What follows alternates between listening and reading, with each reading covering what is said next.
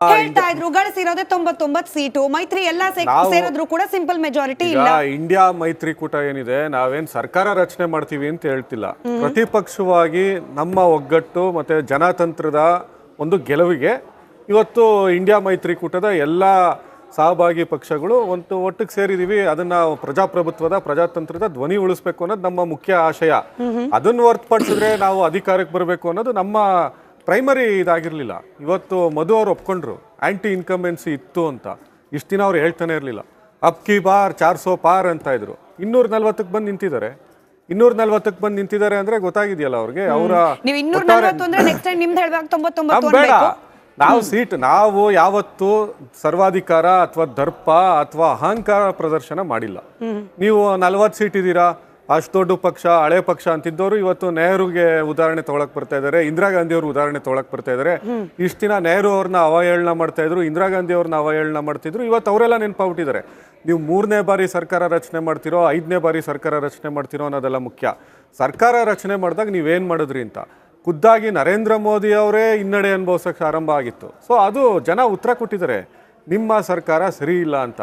ಇಷ್ಟು ದಿನ ಹೇಳ್ತಾ ಇದ್ರು ಮೋದಿ ಬಿಟ್ರೆ ಯಾರು ಅಂತ. ಇವತ್ತು ನಿತೀಶು ಮತ್ತೆ ಚಂದ್ರಬಾಬು ನಾಯ್ಡು ಬಿಟ್ರೆ ಮೋದಿ ಏನು ಅನ್ನೋ ಪರಿಸ್ಥಿತಿ ಬಂದಿದೆ. ಸೊ ಪ್ರಜಾಪ್ರಭುತ್ವದಲ್ಲಿ ನಿಮ್ಗೆ ಎಷ್ಟು ನಂಬರ್ ಬಂದಿದೆ ಮತ್ತೆ ನೀವೇನು ಮಾಡಿದ್ದೀರಾ, ನಿಮ್ಮ ಸ್ಥಾನಮಾನ ಏನು, ಜನ ಅಧಿಕಾರ ಕೊಟ್ಟಾಗ ಎಷ್ಟು ಸೌಜನ್ಯದಿಂದ ವಿನಯದಿಂದ ವರ್ತಿಸ್ಬೇಕು ಅನ್ನೋದಕ್ಕೆ ಇದೊಂದು ಜನರು ಕೊಟ್ಟಿರುವಂತ ಉತ್ತರ ಇದು. ಸೊ ಇದನ್ನ ಅರ್ಥ ಮಾಡ್ಕೊಂಡು ಅವರು ಸರ್ಕಾರ ರಚನೆ ಮಾಡಲಿ, 3ನೇ ಬಾರಿಗಾದ್ರೂ ಪ್ರಧಾನಮಂತ್ರಿ ಆಗಲಿ, ಇನ್ನೂ 10 ಬಾರಿ ಪ್ರಧಾನಮಂತ್ರಿ ಆಗಲಿ, ಇದು ಅವ್ರಿಗೆ ಬಿಟ್ಟಿರೋದು, ಅವರ ಆಸೆ, ಅದನ್ನ ಮಾಡಲಿ. ಬಟ್ ಇವತ್ತು ನಮ್ಮ ದೇಶಕ್ಕೆ ಏನು ಬೇಕು, ದೇಶದಲ್ಲಿ ಉದ್ಯೋಗ ಸೃಷ್ಟಿ ಬಗ್ಗೆ, ಬೆಲೆ ಏರಿಕೆ ಬಗ್ಗೆ ಜನ ಈ ತೀರ್ಪನ್ನು ಕೊಟ್ಟಿದ್ದಾರೆ. ಈಗಲಾದರೂ ಅದು ವಿನೀತ ಭಾವದಿಂದ ಸ್ವೀಕರಿಸ್ಬಿಟ್ಟು ಒಳ್ಳೆ ಆಡಳಿತ ಕೊಡಲಿ. ಒಟ್ಟಾರೆ ನಡಿ ಈಗ ಶುರು ಮಾಡೋಣ.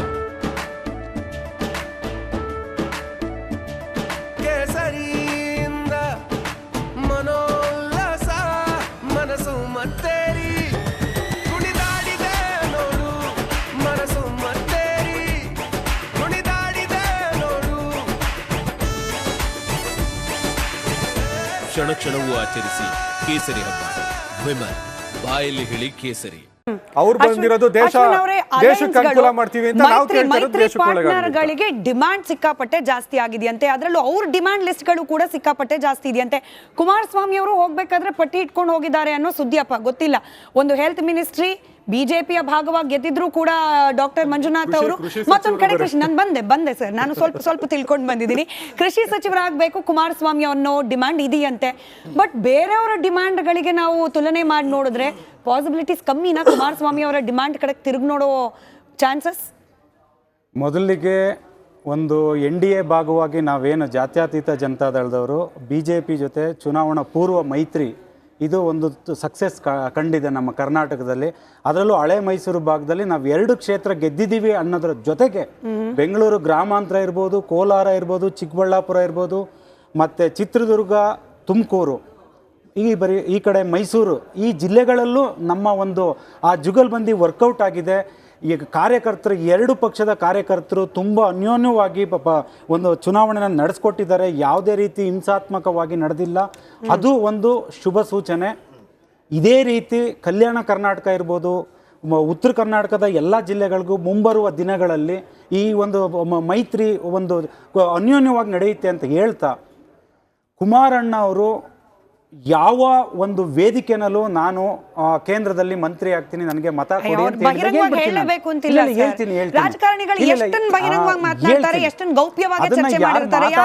ನಿಮಗೆ ಗೊತ್ತಿದೆ. ಪತ್ರಕರ್ತರು ಇರ್ಬೋದು, ಮಾಧ್ಯಮ ಮಿತ್ರರು ಇರ್ಬೋದು, ಬಿಜೆಪಿಯ ಜನನಾಯಕರು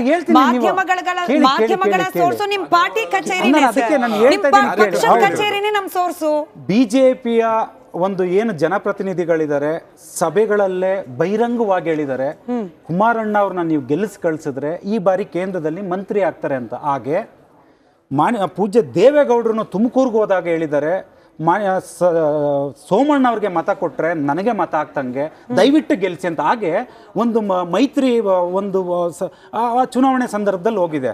ಮತ್ತೆ ಮೇಡಮ್ ಇನ್ನೊಂದು, 2004ರಿಂದ 2014ರವರೆಗೆ ಏನು ಒಂದು UPA ಸರ್ಕಾರದಲ್ಲಿದ್ದಂಥ ಮೈತ್ರಿ ಪಕ್ಷಗಳು ಹೇಗೆಲ್ಲ ನಡೆಸ್ಕೊಂಡಿದೆ, UPA ಹೇಗೆ ಕಾಂಗ್ರೆಸ್ ನಡೆಸ್ಕೊಂಡಿದೆ ಅಂತ ಎಲ್ಲರೂ ನೋಡಿದ್ದೀವಿ. ಹಾಗೆಯೇ 2014ರಿಂದ 2024ರವರೆಗೆ ಮೈತ್ರಿ ಪಕ್ಷಗಳನ್ನ BJP ಎಷ್ಟು ಅನ್ಯೋನ್ಯವಾಗಿ ನಡೆಸ್ಕೊಂಡಿದೆ ಅಂದರೆ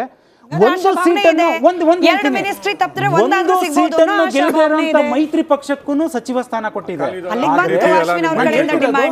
ನಾನೊಬ್ಬ ಪಕ್ಷದ ವಕ್ತಾರನಾಗಿ ಕಾರ್ಯಕರ್ತನಾಗಿ ಕೇಳ್ಕೊಳ್ತೀನಿ, ಹೌದು ಕುಮಾರಣ್ಣಂಗೆ ಮಂತ್ರಿ ಕೊಡಬೇಕು. ಯಾಕೆಂತ ಅಂದ್ರೆ ಮಂಡ್ಯದ ಜನತೆ ಕುಮಾರಣ್ಣವ್ರನ್ನ ಕೈ ಹಿಡಿದಿದ್ದಾರೆ, ಋಣ ತೀರಿಸಬೇಕು, ರಾಜ್ಯದ ಋಣ ತೀರಿಸಬೇಕು. ಕಾವೇರಿಗಾಗಿ ಕುಮಾರಣ್ಣನ ಗೆಲ್ಸಿ ಅಂತ ನಾವು ಕೇಳ್ಕೊಂಡು ಬಂದಿದ್ದೀವಿ, ನೀರಾವರಿಗೋಸ್ಕರ ಕುಮಾರಣ್ಣನ ಗೆಲ್ಸಿ ಅಂತ ಕೇಳ್ಕೊಂಡು ಬಂದಿದ್ದೀವಿ, ಮೇಕೆದಾಟುಗೋಸ್ಕರ ಗೆಲ್ಸಿ ಅಂತ. ಯಾಕೆಂದ್ರೆ ಮೇಕೆದಾಟನ್ನ ಕಾಂಗ್ರೆಸ್ ಅವರು ಏನು ಮೇಕೆದಾಟಿಂದ ಪಾದಯಾತ್ರೆ ಮಾಡಿ ಬೆಂಗಳೂರಿಗೆ ಬಂದು ಮರ್ತೋದ್ರು. ಆದ್ರೆ ಕುಮಾರಣ್ಣ ಅವರು ಡಿಮ್ಯಾಂಡ್ ಇಲ್ಲ. ಬಿಜೆಪಿ ಜೊತೆ ಅನ್ಯೋನ್ಯವಾಗಿದ್ದೀವಿ. ಮೋದಿ ಅವರು ಮತ್ತೆ ಇನ್ನೊಂದು ಹೇಳ್ತೀನಿ, ಇಲ್ಲಿ I.N.D.I.A ಒಕ್ಕೂಟ ಏನಿದೆ ಅಲ್ವಾ ಸರ್, ಏನು ಈ ಒಕ್ಕೂಟ ಇವತ್ತು ಕಷ್ಟಪಟ್ಟು ರಾಹುಲ್ ಗಾಂಧಿ ಅವರು ದೇಶ ಸುತ್ತಿ ಕಷ್ಟಪಟ್ಟು ವಿರೋಧ ಪಕ್ಷದಲ್ಲಿ ಇವತ್ತು ಒಂದು ಸ್ಥಾನದಲ್ಲಿ ಕೂತ್ಕೊಳ್ಳಿಕ್ಕೆ ಅವ್ರು ಕಷ್ಟಪಟ್ಟಿದ್ದಾರೆ. ವಿರೋಧ ಪಕ್ಷ ಸ್ಥಾನದಲ್ಲಿ ಕೂತ್ಕೊಂಡು ಈ ಬಾರಿ ಪ್ರೋಗ್ರೆಸಿವ್ ಆಗಿ ಕನ್ಸ್ಟ್ರಕ್ಟಿವ್ ಆದಂತ ಡಿಬೇಟ್ಗಳನ್ನ ಮಾಡಬೇಕು ಹೊರತು ಫ್ಲೋ ಟೆಸ್ಟ್ ಎಲ್ಲ ಬೇಡ 6 ತಿಂಗಳಿಗೆ. ಹಾಗೆ ಮೋದಿ ಅವರು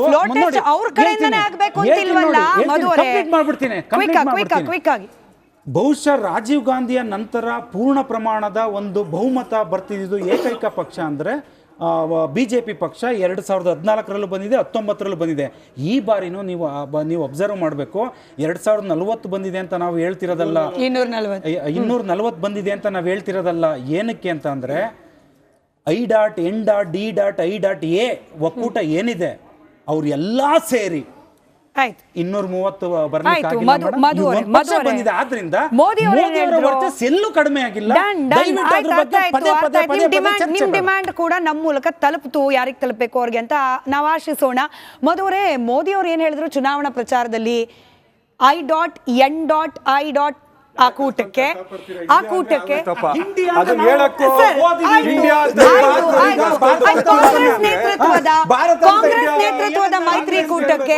ಕಾಂಗ್ರೆಸ್ ನೇತೃತ್ವದ ಮೈತ್ರಿಕೂಟಕ್ಕೆ ಮಧುವರ್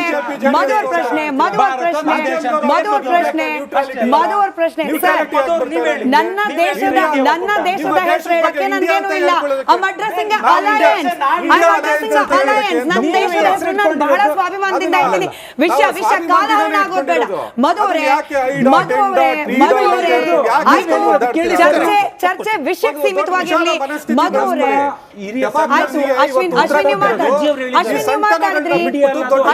ಮಾತಾಡಿದ್ರಿ ಆಯ್ತು.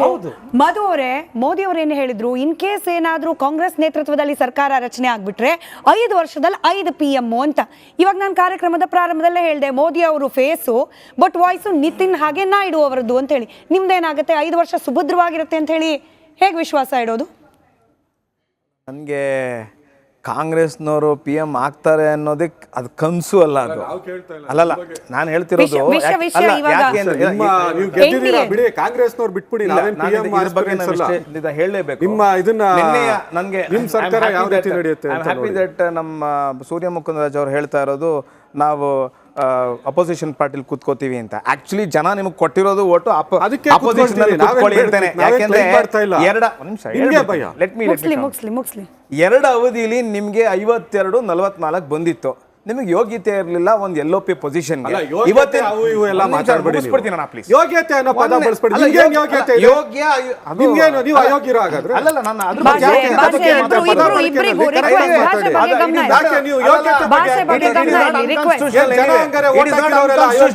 ಪಾರ್ಲಿಮೆಂಟ್ ಉಪಯೋಗಿಸ್ತಾ ಇದ್ದೀನಿ. ಕಾಂಗ್ರೆಸ್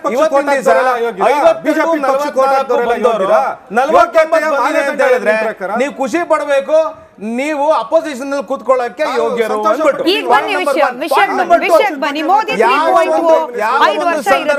ಯಾವ ಒಂದು ಸಂದರ್ಭದಲ್ಲೂ ನಾನ್ ಪ್ರೈಮ್ ಮಿನಿಸ್ಟರ್ ಆಗ್ತೀನಿ ಅಂತ ಯಾರು ಹೇಳಿಲ್ಲ apart from prime minister Modi. ಇವತ್ತು ನನ್ನದು ಅದು ಸರ್ವೇ ಎಲ್ರಿಗೂ ಗೊತ್ತಿರುವಂತ ವಿಚಾರ. ಅದು ಇದರಲ್ಲಿ ಪ್ರಶ್ನೆ ಮಾಡುವಂತ ಅವಶ್ಯಕತೆನೇ ಇಲ್ಲ. ಇವತ್ತಿನ ದಿವಸ ನಮ್ಮ ನ್ಯಾಷನಲ್ ಡೆಮೊಕ್ರೆಟಿಕ್ ಅಲಯನ್ಸ್ ಒಕ್ಕೂಟದಲ್ಲಿ ನಾವು ಹೋಗಿರುವಂತದ್ದು ನಾವು ಎಲೆಕ್ಷನ್ಗೆ.